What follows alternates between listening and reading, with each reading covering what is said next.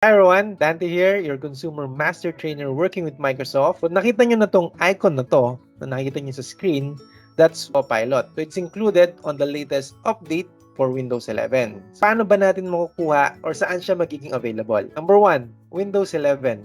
Technically, all Windows 11 regardless of the specification. So magkakaroon po ng built-in Copilot sa mismong desktop. That's between sa start menu. So katabi siya ng Microsoft Search. So paano naman kung hindi ka naka Windows 11? So you will receive Copilot by using Microsoft 365, specifically if you're a subscriber of Microsoft 365 Personal and Microsoft 365 Family. So what if hindi naman ako subscriber ng Microsoft 365? Don't you guys worry kasi you can still access Copilot sa Microsoft Edge. Yes, if you're not using Microsoft Edge, this is the perfect time to use Edge because that's the edge of Microsoft Edge. So regardless of the platform, whether you're using another operating system, pwede mong ma-access ang Copilot. You can also access Copilot sa iyong iPhone and even sa mga Android devices. Just download Microsoft Edge. And of course, if you're using Bing Chat, you can also access Copilot. Kanina ba ako salita ng salita about Copilot? Ano ba to si Copilot, no? In the first place, no? So, Microsoft Copilot is designed to be your everyday companion. Para meron kang digital secretary, para meron kang kaibigan na maraming alam. The shortcut button for Copilot.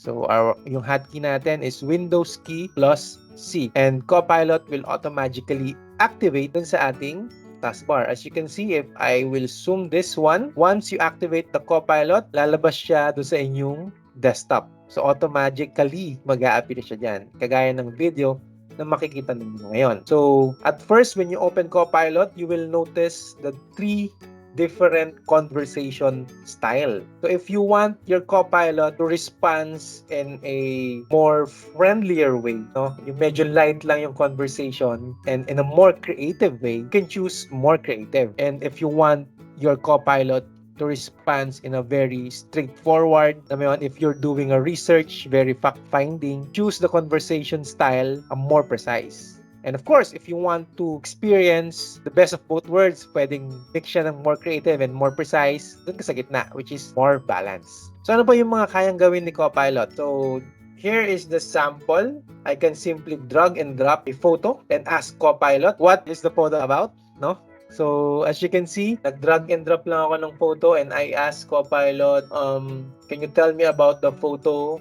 It's a design. Then I also ask Copilot, please create a table of this specific designs, no, availability, popularity, style, and warmth. And as you can see, automatically create a table for me. So it saves time, no? So yung sabihin natin na 1 hour mong gagawin, it will reduce to what? 30 to 15 minutes. Yeah? Next sample natin or yung demonstration natin is magpapakreate naman tayo kay Copilot about an abstract image that captures the color or warmth, no? So we're using a software that's called or an image creator powered by DALL-E 3 or DALL-E 3.0.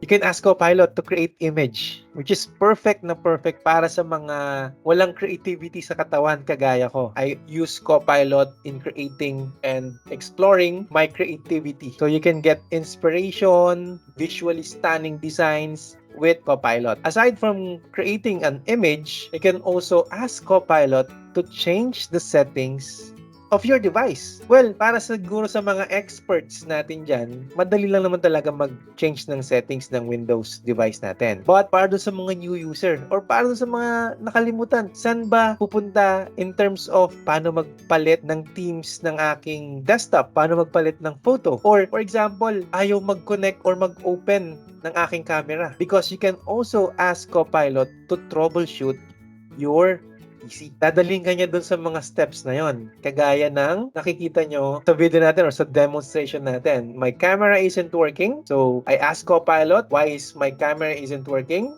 So, it automatically opened the troubleshooter and it gives you prompts and instructions on how you can solve your problem. You can follow us on social media. Available po kami sa Expert Zone Philippines. That's Facebook. That's our Facebook page.